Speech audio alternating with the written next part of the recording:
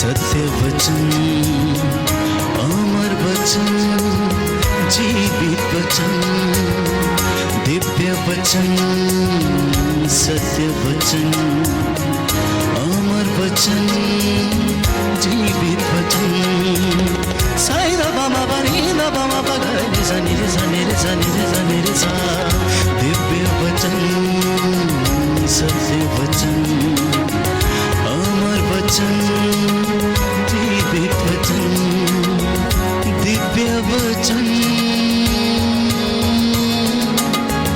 दिव्य वचन।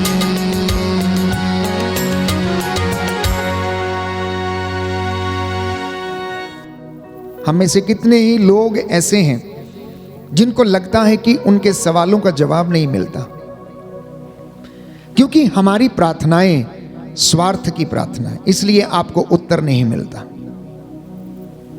बाइबल हमें बताती है कि तुम लोगों की प्रार्थना का उत्तर तुम्हें इसलिए नहीं मिलता क्योंकि तुम अपने स्वार्थ के लिए प्रार्थना करते हो, ईश्वर से जुड़ने के लिए नहीं, आत्मा से जुड़ने के लिए नहीं। इसलिए बहुत से लोगों को उनकी प्रार्थना का उत्तर, प्यारे भाइयों और बहनों, वो नहीं मिलता है। तो स्तोत्रकार अध्याय 5 पद संख्या 3 में कहता है, मेरी दुहाई तेरे पास पहुंचे, प्रभु मैं तुझसे प्रार्थना करता हूं, मेरे राजा, मेरे ईश्वर, मुझ पर दया कर। हालेलुया, हालेलुया, हालेलुया, हालेलुया। प्रभु का वचन कहता है, प्रभु का वचन कहता है, हे प्रभु, मेरी दुहाई तेरे पास पहुंचे, मेरी दुहाई तेरे पास मैं तुझसे प्रार्थना करता हूँ, मैं तुझसे प्रार्थना करता हूँ, हे मेरे राजा, हे मेरे राजा, हे मेरे ईश्वर, हे मेरे ईश्वर, संकट में मैंने तेरी दुहाई दी, मैंने तेरी दुहाई दी और तूने मेरा उद्धार किया। और तूने मेरा उद्धार किया। प्रभु कहता है, प्रभु कहता है, संकट के समय मैं समय तुम्हारा उद्धार करूंगा मैं तुम्हारा उद्धार और तुम मेरा सम्मान करोगे। और तुम मेरा सम्मान करोगे। हालेलुया, हालेलुया, हालेलुया, हालेलुया, हालेलुया, हालेलुया, हालेलुया। हालेलुया। तो प्रियजनों, बात जब प्रार्थना की आती है और परमेश्वर का वचन हमें सजग बने रहने के लिए कहता है, क्योंकि संत पौलुस लिखता है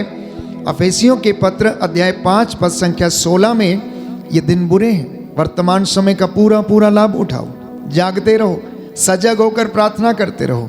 याद कीजिए गेत्सेमनी बाग में क्या हुआ, जब यीशु औंधे मुंह होकर प्रार्थना कर रहे थे, जब वो अपने दुख भोग को सहन करने की तैयारी कर रहे थे, ताकत मांग रहे थे, तो उनके चेले पेतरुस, याकूब और योहन गेत्सेमनी बारी के द्वार पर ऊँग रहे थे, सो रहे थे। यीशु 3 बार उनसे मिलने के लिए आया, क्योंकि वो बेचैन थे। यीशु इतने बेचैन थे कि सारी रात वो सो नहीं सके और औंधे मुंह होकर, बाइबल कहती है, मुंह के बल गिरकर उन्होंने गेत्सेमनी बाग में प्रार्थना की और उनका पसीना खून बनकर बहा।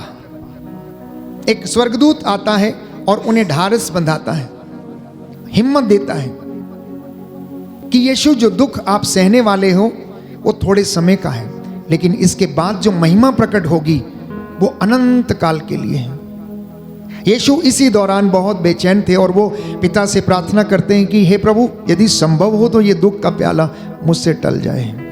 आप में से भी बहुत से लोग ये सोचते होंगे कि प्रभु, मेरा दुख टलता क्यों नहीं, मेरी आर्थिक तंगी समाप्त क्यों नहीं होती, मेरा कर्जा खत्म क्यों नहीं होता, मैं क्यों तिल तिल करके दुख सहन करता हूं, मैं क्यों मरने को हूं, मेरी प्रार्थना का उत्तर क्यों नहीं मिलता।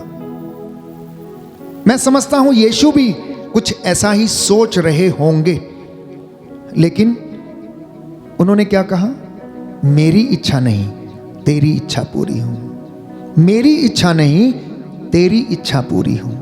यदि तू चाहता है कि मैं इस दुख से होकर गुजरूं तो मैं तैयार हूं। यदि तू चाहता है कि मैं दुनिया के लिए प्रायश्चित करूं और यदि मेरे प्रायश्चित करने से ये दुनिया का उद्धार होगा तो मैं ये करने को तैयार हूं। यदि तू चाहता है कि मैं क्रूस को उठाऊं तो मैं इसे उठाकर चलने के लिए तैयार हूं। यदि तू चाहता है कि मैं तेरी इस प्रजा के लिए उद्धार का कारण बन जाऊं तो मैं इस क्रूस को उठाऊंगा, अपने हाथ और पैरों को मैं छिदवाऊंगा। ये उनकी सोच थी। और इसी दौरान प्यारे भाइयों और बहनों, वो 3 बार अपने चेलों से मिलने के लिए आते हैं। जब आकर देखते हैं तो वो क्या पाते हैं? चेले ऊँग रहे हैं, सो रहे थे। और यीशु ने उनसे कहा, देखो वो घड़ी आ गई है, मेरा शत्रु आ रहा है, जागते रहो, प्रार्थना करते रहो, जिससे कि तुम परीक्षा की घड़ी में ना पड़ जाओ। प्यारे भाइयों और बहनों, जिस घर में प्रार्थना नहीं है, जिस व्यक्ति को प्रभु का एहसास नहीं है, जिस व्यक्ति की जिंदगी में ईश्वर के प्रति सम्मान नहीं है, वो परीक्षा की घड़ी से बच नहीं सकता है। वो परीक्षा की घड़ी से बच नहीं सकता है। जो व्यक्ति सजग होकर प्रार्थना नहीं करता है, वो परीक्षा की घड़ी से बच नहीं सकता है। पेतरुस प्यारे भाइयों और बहनों, लापरवाही के साथ गेतसेमनी बाग में बैठा हुआ वहां पर सो रहा था। यीशु प्रार्थना कर रहे थे, क्योंकि यीशु ने कहा तुम यहां बैठो, मैं प्रार्थना करके आता हूं। प्यारे भाइयों और बहनों, यीशु ने अपने चेलों को 3 बार संकेत दिया, लेकिन वो समझ नहीं पाए। और बार बार आज भी आपको और मुझे वो ये संकेत देते हैं। बाइबल बार बार हमें वचन के माध्यम से समझाती और बताती है। जब वो 3री बार उनसे मिलने के लिए आए तो यीशु ने उनसे कहा, अब तक सोते हो? देखो मेरा शत्रु आ गया है, देखो वो मुझ पर चढ़ाई करने के लिए आ गया है। और बाइबल कहती है, जैसे ही यूदस पलटन के साथ वहां पर पहुंच गया, चेले डर के मारे भाग गए और यीशु वहां पर अकेला रह गया और उन्होंने उनको गिरफ्तार कर लिया। पेतरुस के सो जाने के कारण, उसकी लापरवाही के कारण, ईश्वर के मुक्ति विधान में सहभागी नहीं होने के कारण मैं समझता हूं कि वो परीक्षा की घड़ी में पड़ गया। परीक्षा की घड़ी में पड़ गया। यीशु ने उसे समझाना चाहा, बेटा जागते रहो, जागते रहो, सजग होकर प्रार्थना करते रहो।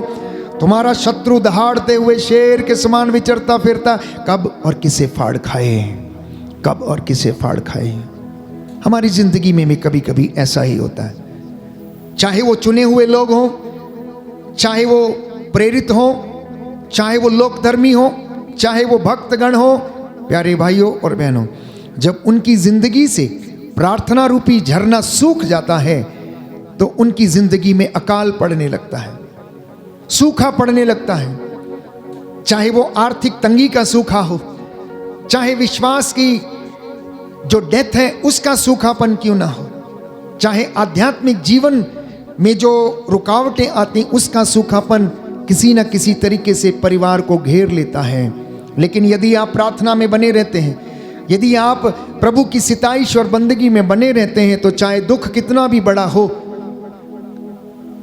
परिस्थितियां कितनी भी विषम क्यों ना हो, जब आप उसे याद करते हैं तो वो आपकी आकर सहायता करता है। याद कीजिए, जब चेले नाव को खेर रहे थे, समुद्र में वो लोग बड़ा प्रयास कर रहे थे, एक भारी तूफान उठा, यीशु दुम्बाल में तकिया लगाकर सो रहे थे। चेले बड़ी मेहनत कर रहे थे, लेकिन लहरों को देखकर वो डर गए। उनका सामना करने में वो असमर्थ थे। चिल्लाने लगे, प्रभु हमें बचाइए, आप यहाँ पर तकिया लगाकर सो रहे हैं और हम डूब रहे हैं। यीशु ने क्या कहा? यीशु ने कहा, अरे अल्पविश्वासियों, मैं कब तक तुम्हारे साथ रहूंगा, मैं कब तक तुम्हारी सहायता करता रहूंगा। तुम कितने मंदमती हो, विश्वास क्यों नहीं करते कि मैं तुम्हारे साथ हूं। ढारस रखो, हिम्मत रखो। ये तमाम बातें बार बार यीशु अपने चेलों को समझाया करता था। चेलों ने बड़ा प्रयास किया, बड़ी मेहनत की, सबने मिलकर नाव को खेया, सबने मिलकर नाव को बचाने की कोशिश की, लेकिन लहरें इतनी ऊंची थी, तूफान इतना भयंकर था, परिस्थितियां इतनी विषम थी, वायु उनके प्रतिकूल थी प्यारे भाइयों और बहनों, और वो उसका सामना नहीं कर पा रहे थे।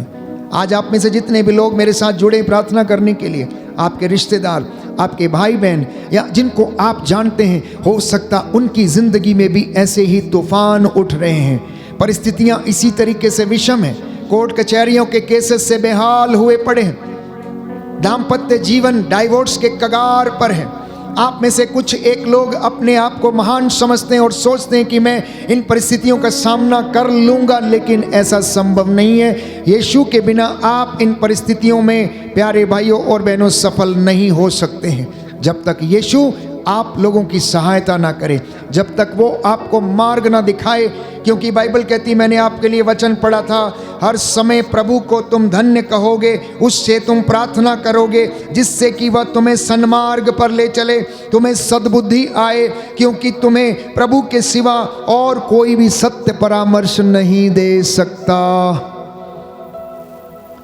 प्रभु के सिवा कोई भी तुम्हें सत्य परामर्श नहीं दे सकता। कई बार हम धोखे में रहते हैं। आप अपने भाई या बहन से, मित्र से, या आपका सबसे जो खास व्यक्ति है उससे सलाह लेने की कोशिश करते हैं। अवश्य लीजिए, कोई समस्या नहीं है, लेकिन सबसे पहले उस परम पिता ईश्वर से सलाह लेने की कोशिश करना, वचन को खोलना, पढ़ना, और वचन आपका मार्गदर्शन करेगा। क्योंकि बाइबल कहती है कि प्रभु ईश्वर के सिवा और कोई सत्य परामर्श आपको नहीं दे सकता, क्योंकि प्रभु जिसे चाहता है उसे ऊपर उठाता और जिसे नहीं चाहता उसे अधोलोक तक नीचे गिरा देता है। इसलिए प्रभु कहता है, बेटा अब मेरी शिक्षा याद रखो और उसे अपने हृदय से मिटने नहीं दो। तोबित का ग्रंथ अध्याय 4 पद संख्या 19। Book of Tobit chapter 4 verse 19। सुंदर वचन है, खोल के पढ़ना, बार बार पढ़ना। आप में से जिनको प्यारे भाइयों और बहनों पाम हिस्ट्री की आदत लगी हुई है, जिनको आप में से जिनको अनेक लोगों से पूछने की आदत है, हम ये काम कैसे करें, ये काम कैसे करें, यहाँ कैसे जाएं, वहाँ, सबसे पहले सलाह लेना परमेश्वर से। क्या मेरे लिए ये कार्य उचित है? क्या मेरे लिए संगी साथी उचित है? क्या मेरे लिए परिवार उचित है जिससे कि मैं रिश्ता जोड़ने के लिए जा रहा हूँ? क्या मेरे बेटे के लिए ये जगह उचित है? क्या मेरे बेटी के लिए ये पढ़ाई करने की जगह उचित है? क्या मेरे बच्चों के लिए जो ये नौकरी करने के लिए जा रहे हैं ये जगह उचित है? प्रभु आपको बताएगा, क्योंकि बाइबल कहती है, यिर्मयाह नबी का ग्रंथ अध्याय 11 पद संख्या 29 और उससे आगे, तुम मेरी दृष्टि में मूल्यवान हो और महत्व रखते हो। तुम मेरी दृष्टि में मूल्यवान हो और महत्व रखते हो। मैं तुम्हारे हित की योजनाएं बनाता हूँ, तुम्हारे अहित की नहीं। हालेलुया, हालेलुया, हालेलुया, हालेलुया, हालेलुया। हालेलुया। यीशु की स्तुति हो, यीशु को धन्यवाद, यीशु की आराधना हो, यीशु की महिमा हो, यीशु को धन्यवाद। Hallelujah, hallelujah. मैं फिर से एक बार वचन पढ़ूंगा। यिर्मयाह नबी का ग्रंथ अध्याय 29 पद संख्या 11 और उससे आगे, क्योंकि मैं तुम्हारे लिए निर्धारित अपनी योजनाएं जानता हूँ। यह प्रभु की वाणी है, तुम्हारे हित की योजनाएं हैं, अहित की नहीं। तुम्हारे लिए आशामय भविष्य की योजनाएं हैं। जब तुम मुझे पुकारोगे और मुझसे प्रार्थना करोगे तो मैं तुम्हारी प्रार्थना सुनूंगा। जब तुम मुझे ढूंढोगे तो मुझे पा जाओगे। यदि तुम मुझे संपूर्ण हृदय से ढूंढोगे तो मैं तुम्हें मिल जाऊंगा। यह प्रभु की वाणी है और मैं तुम्हारा भाग्य पलट दूंगा। मैं तुम्हें उन सब राष्ट्रों और उन सब स्थानों से जहां मैंने तुम्हें निर्वासित कर दिया है यहाँ फिर एकत्र करूंगा। यह प्रभु की वाणी है, मैं तुम्हें फिर उसी जगह ले जाऊंगा जहां से मैंने तुम्हें निर्वासित कर दिया था।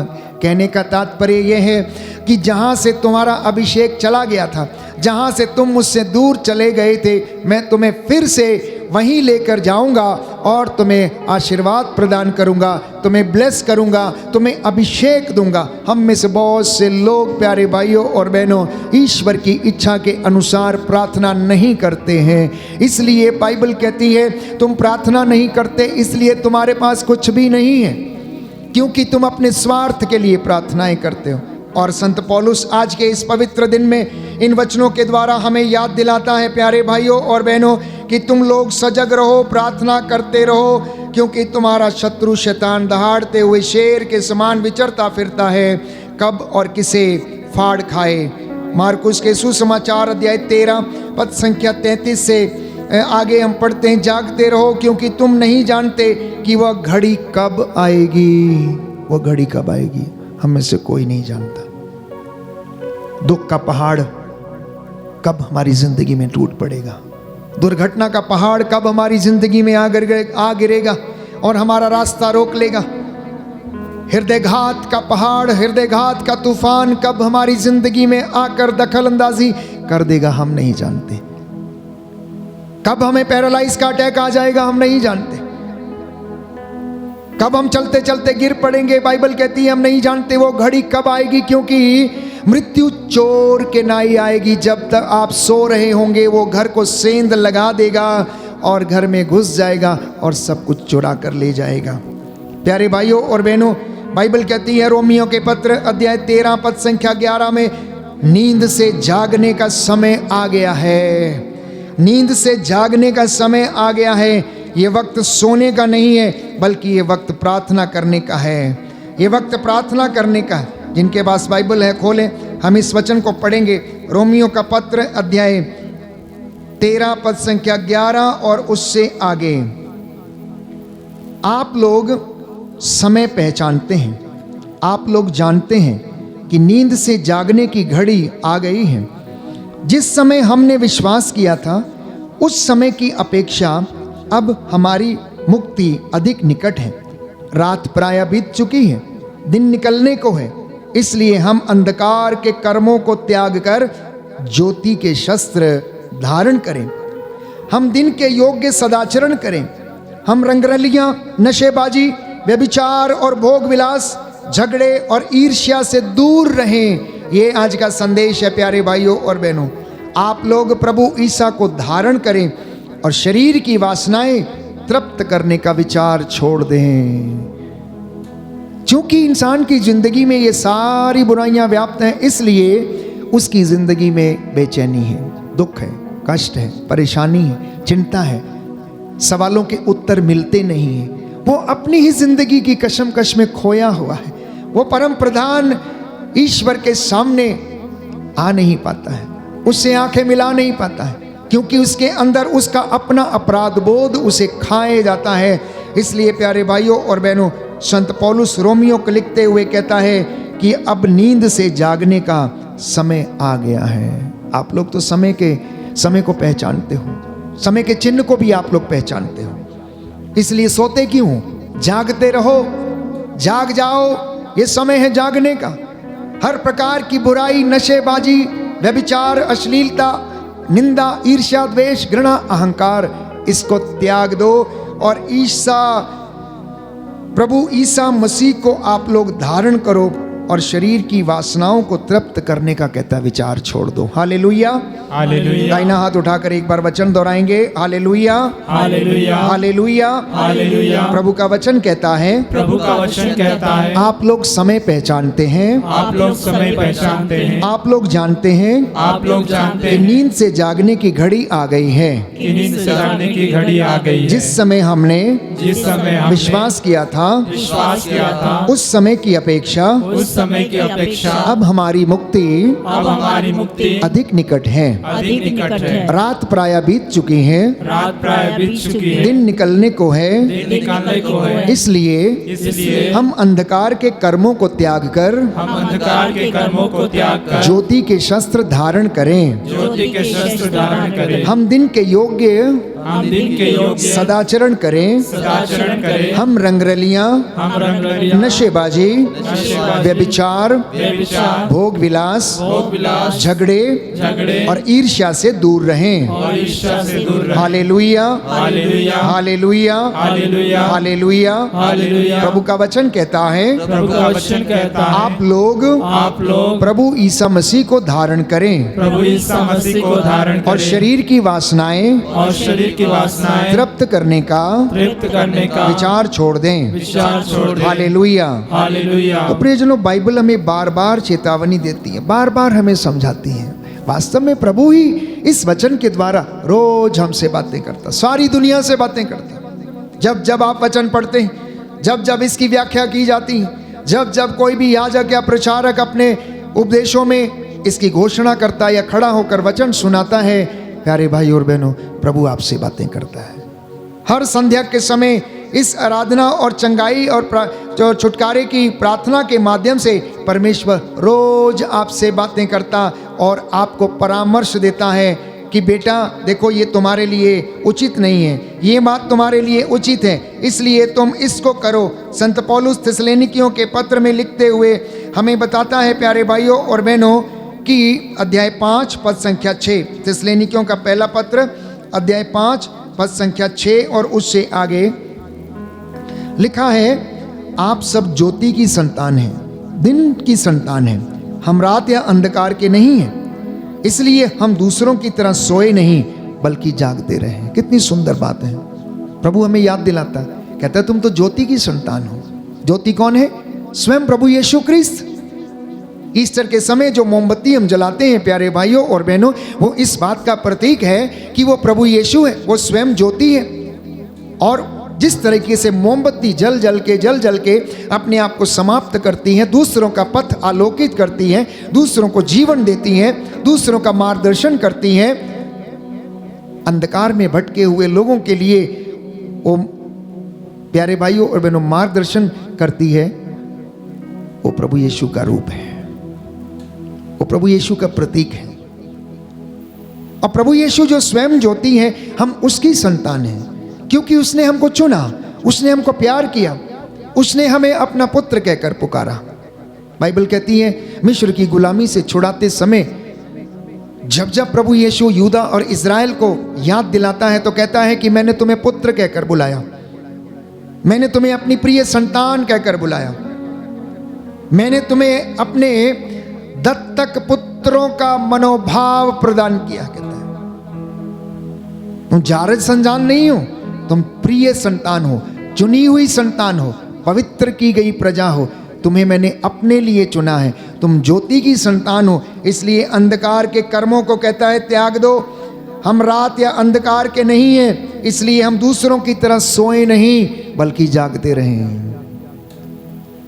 वे लोग जिनको ईश्वर के विषय में नहीं पता, यीशु मसीह के विषय में नहीं पता, वो सोते हैं प्यारे भाई और बहनों। संत पौलुस कहता है कि जो ईश्वर को नहीं जानते यदि वो सोते तो आप उनकी तरह ना सोएं, क्योंकि आप लोग तो जानते हैं, आप लोगों को तो समझाया गया, आप लोगों को तो बताया गया है कि प्रभु ईसा मसीह ने सारी दुनिया के लिए, सारी मानव जाति के लिए अपने प्राण न्यौछावर किए, क्रूस के ऊपर अपना रक्त बहाया और उन्होंने सारी दुनिया के लिए प्रायश्चित किया, अपने पापों की आहुति दे, अपने सारे जिंदगी के पापों के लिए, मेरे और आपके पापों के लिए यीशु मसीह ने अपना लहू बहाया, उन्होंने अपने प्राणों की आहुति दी प्यारे भाइयों और बहनों। इसलिए अपने पापों के लिए हमें प्रायश्चित करने की आवश्यकता है।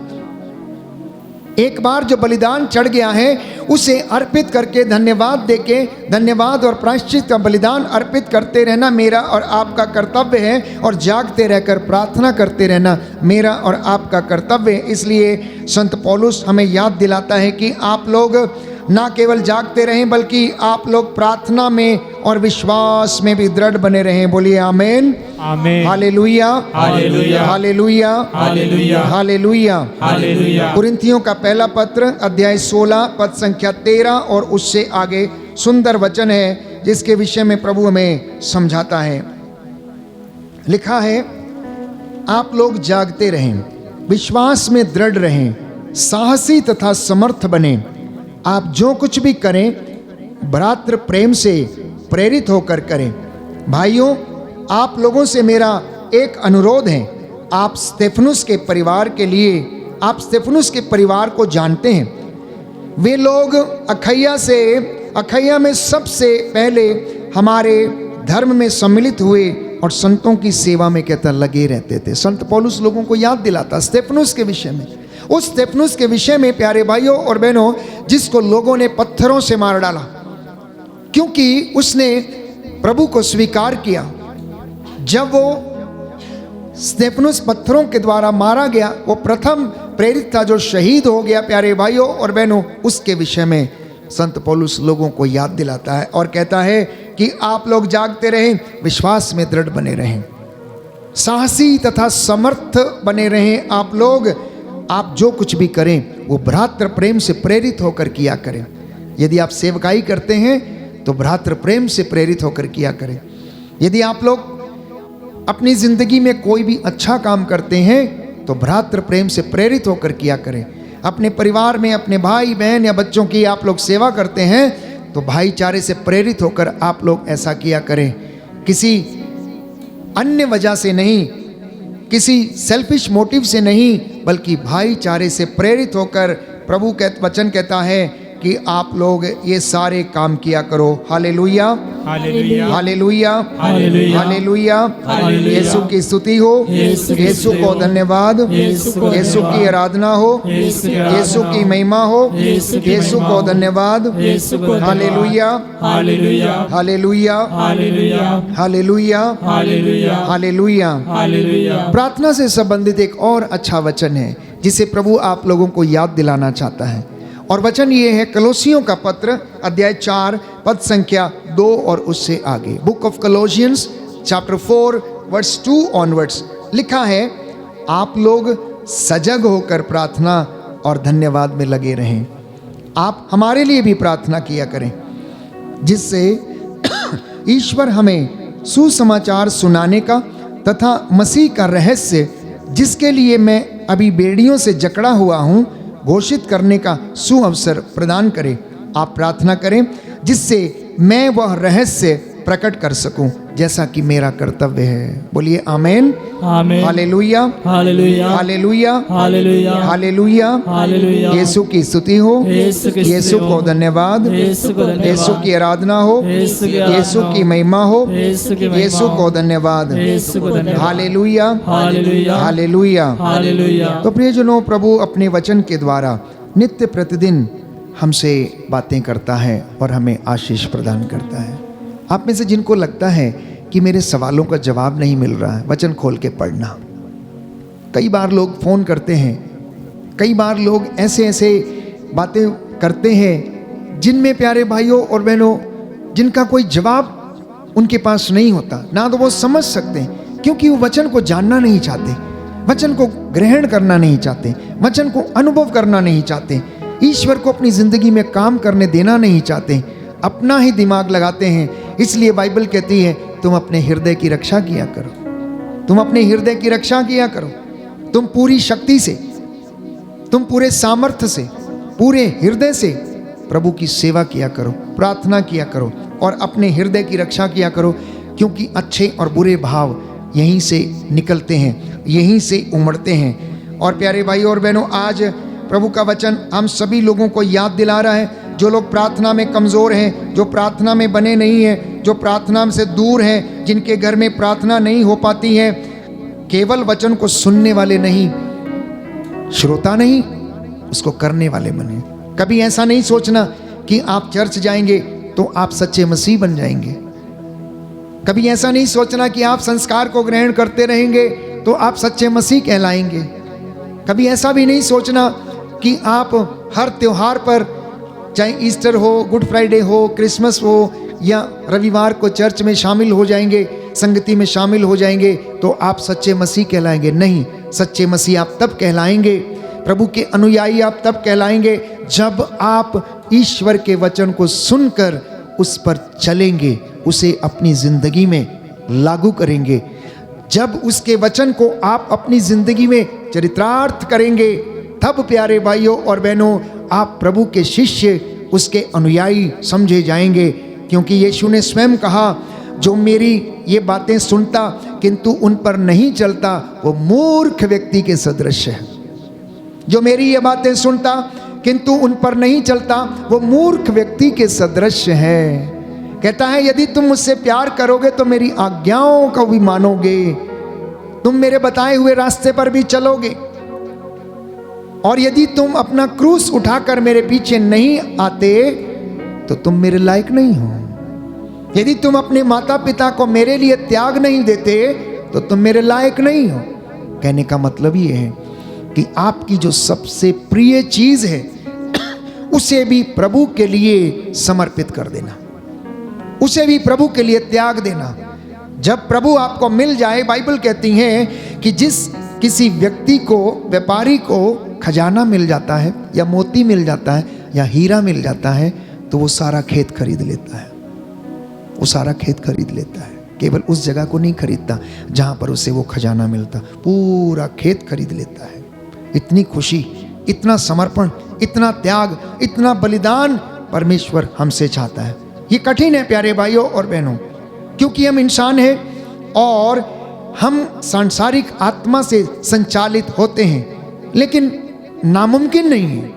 यदि आप प्रयास करेंगे तो परमेश्वर आपकी सहायता करेगा। जो बातें बाइबल कहती हैं मनुष्यों के लिए असंभव है, वो ईश्वर के लिए संभव है। संत पौलुस प्यारे भाइयों और बहनों, जब तक वो साउल था तब तक लोगों को मारता, काटता, सताता था। लेकिन जब परमेश्वर ने उसे दर्शन दिया, जब यीशु मसीह ने उससे बातें की, जब यीशु मसीह ने उसको आमने सामने प्रकट होकर उससे बातें किया, तो उसकी जिंदगी बदल गई। उसकी जिंदगी बदल गई। उसने यू टर्न लिया अपनी जिंदगी में। उसने यू टर्न लेकर सब कुछ पीछे छोड़ दिया और एक नई जिंदगी की शुरुआत की। और उसके बाद वो प्रभु का सच्चा अनुयायी बन गया। और आज उसके लिखे हुए पत्रों को हम पढ़ते हैं। मैं कुछ बातें आपके सामने रखना चाहता हूं, विशेष रूप से 2025 के इस वर्ष में जब हम जुबली वर्ष को मनाते हैं प्यारे भाइयों और बहनों, ये वचन आपकी सहायता करेंगे, विशेष रूप से परिवार के लिए और माता पिता के लिए। तो पहली बात मैं आपसे कहना चाहता हूं कि परमेश्वर ने माता पिता को स्त्री पुरुष के रूप में एक दूसरे का पूरक बनाया है। परमेश्वर ने स्त्री और पुरुष के रूप में एक दूसरे का पूरक बनाया है।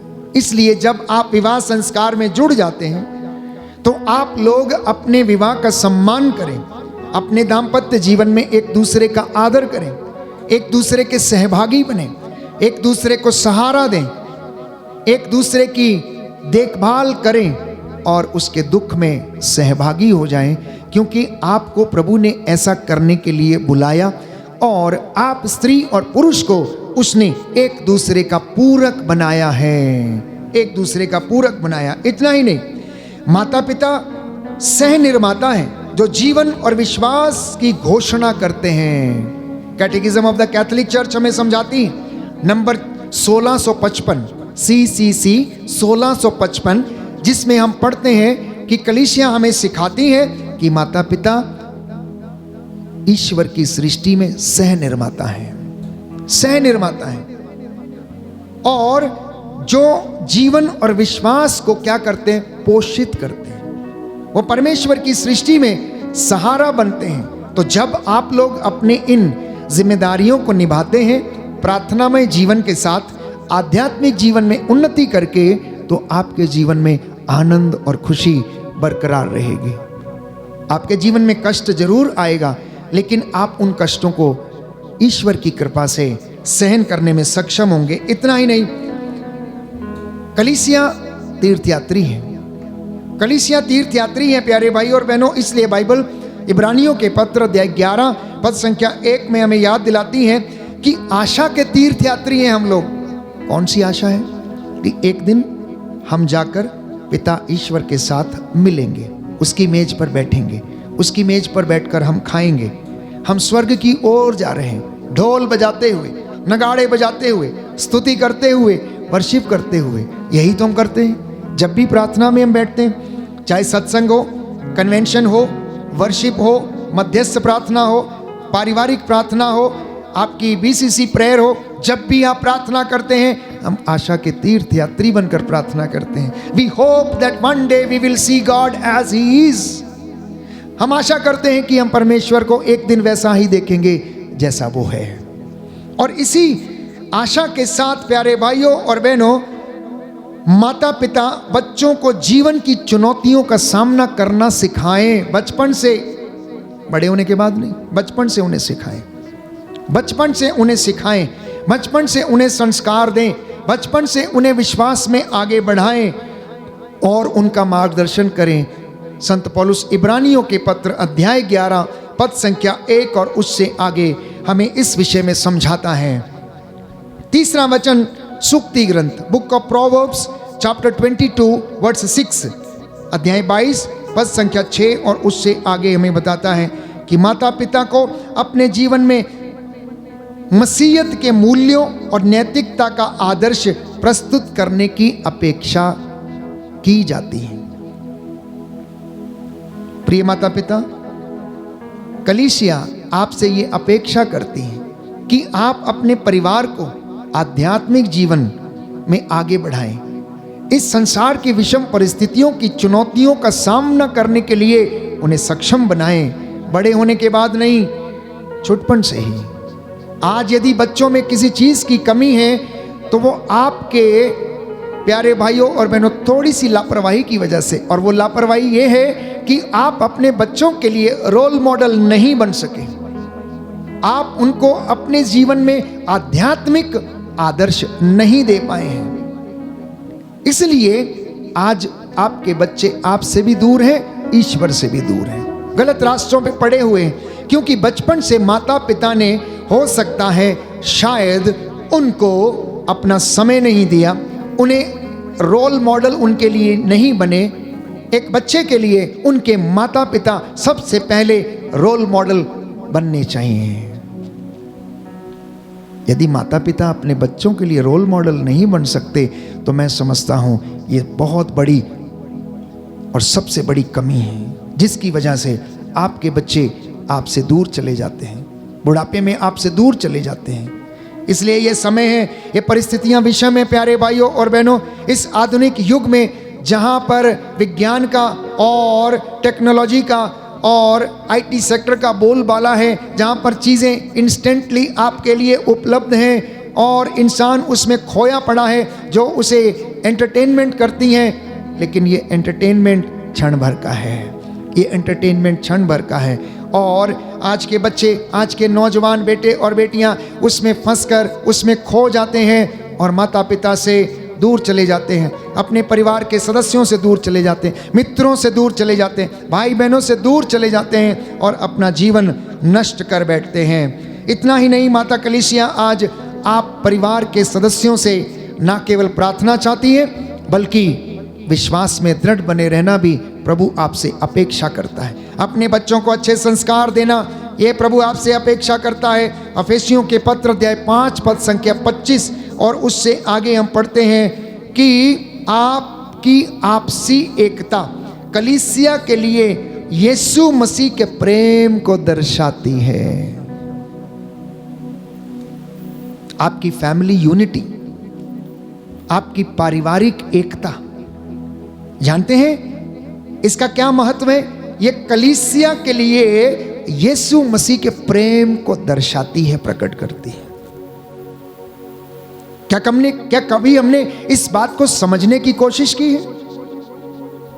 मैं ऐसे सैकड़ों परिवारों को जानता हूं जो छिन्न भिन्न हुए पड़े हैं, जिनका पूरा परिवार बिखरा हुआ है, कोई इस कोने में, कोई उस कोने में, कोई इससे बात नहीं करता, कोई उससे बात नहीं करता, ना वो मिलते, ना वो आपस में बैठते, ना वो खाते, ना वो एक साथ पीते, ना वो बैठते हैं, ना वो भोजन करते, ना वो मिलते हैं, छिन्न भिन्न हुए पड़े, पारिवारिक एकता समाप्त है। और संत पौलुस अफेसियों के पत्र अध्याय 5 पद संख्या 25 और उससे आगे हमें याद दिलाता है कि यदि आपके परिवार में एकता है, दंपतियों में यदि एकता है, तो वो कलीसिया के प्रति यीशु मसीह के प्रेम को प्रकट करती है और प्रेम को दर्शाती है, और आपके परिवार में वो ईश्वर का प्रेम प्रकट होता है। इसलिए अपने परिवार की जड़ों को, विश्वास की जड़ों को मजबूत करें, अपने परिवार में विश्वास को मजबूत करें, अपने परिवार में आध्यात्मिक जीवन को मजबूत करें, अपने परिवार में एकता को मजबूत करें, अपने परिवार में आदर सम्मान एक दूसरे को दें, एक दूसरे का आदर करें, एक दूसरे को सहन करें। आज लोगों में सहन करने की शक्ति समाप्त हो चुकी है, वो बड़े खिंचे खिंचे से रहते हैं, कोई भी सुनना नहीं चाहता है, स्ट्रेस लेवल इतना ज़्यादा है, दफ्तर के काम से जब लौट के आता है तो ऐसा लगता है कि दफ्तर का पूरा बोझ सिर के ऊपर उठा कर लेकर आता है, और घर में अगर किसी ने छोटी सी बात बोल दी तो प्यारे भाई और बहनों झगड़ा होने लगता है। मैं जानता हूँ आप में से बहुत से लोग इस वक्त अपने घर में इस वचन को सुन रहे हैं मोबाइल के ज़रिए, और आप में से कुछ लोग टीवी के ज़रिए, और आप में से बहुत से लोग अपनी घर की वेदी के सामने बैठकर इस वचन को सुन रहे हैं। फादर अशोक आपसे बात नहीं कर रहे हैं, प्रभु आपसे बात कर रहा है, वचन के माध्यम से आपको प्रेरित कर रहा है कि आपका पारिवारिक जीवन किस तरीके से गुजरना चाहिए। और कुछ बातें मैंने आपसे कही और इसी के साथ मैंने प्रार्थना के विषय में आप लोगों से कहा कि प्रभु चाहता है कि आप प्यारे भाइयों और बहनों अपनी प्रार्थना में दृढ़ बने रहें, अपनी प्रार्थना में आप मजबूत बने रहें, क्योंकि ये प्रार्थना ही है जो आपको कष्ट में और दुखों में सहारा देगी। विषम परिस्थितियों में आपको प्यारे भाइयों और बहनों ईश्वर का प्रेम जो है वो सहारा देगा। बहुत से लोग कहते हैं कि फादर जी हम क्या करें, दुख के समय हम क्या करें? तो बाइबल कहती है कि दुख के समय ईश्वर के साथ तुम लिपटे रहो। प्रवक्ता ग्रंथ अध्याय 2 पद संख्या 3, book of Sirach chapter 2 verse 3। Book of Sirach chapter 2 verse 3, प्रवक्ता ग्रंथ जिसे हम कहते हैं, लिखा है दुख के समय ईश्वर से लिपटे रहो, दुख में भटकने का प्रलोभन जब दुख में भटकने का जब प्रलोभन आपको आए तो इधर उधर आपको भागने का मन करे, ऐसी परिस्थिति में आप परमेश्वर से लिपटे रहना, ताकि अंत में आपका कल्याण हो जाएगा।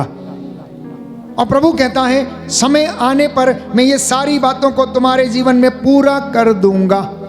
इतना ही नहीं, दुख के समय आप अपनी दृष्टि परमेश्वर पर लगाए रहें।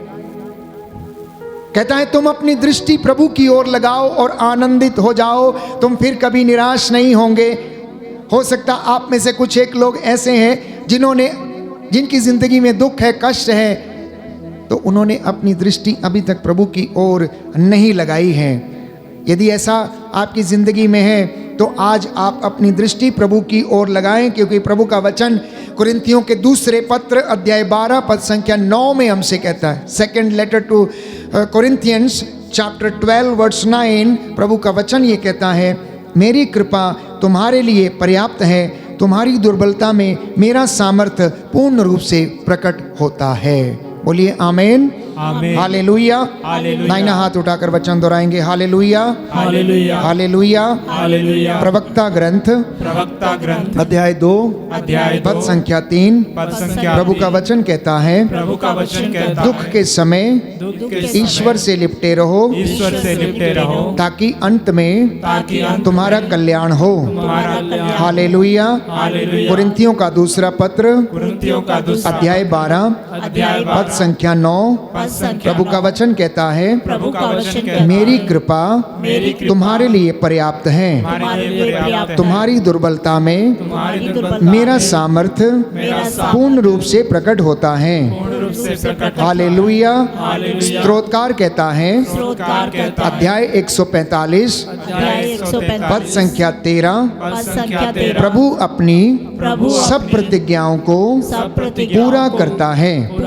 हालेलुया। प्रभु कहता है डरो मत, धारस रखो, मैं संसार के अंत तक सदा तुम्हारे साथ हूँ।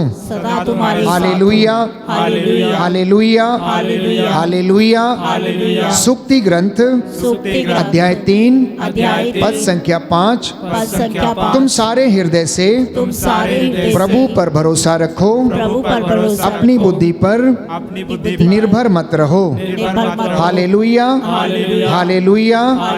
संत पौलुस लिखता है योहन का पहला पत्र अध्याय 4 पद संख्या 4, बच्चों तुम ईश्वर के हो, बच्चों तुम ईश्वर के हो, और ईश्वर की संतान पाप नहीं करती।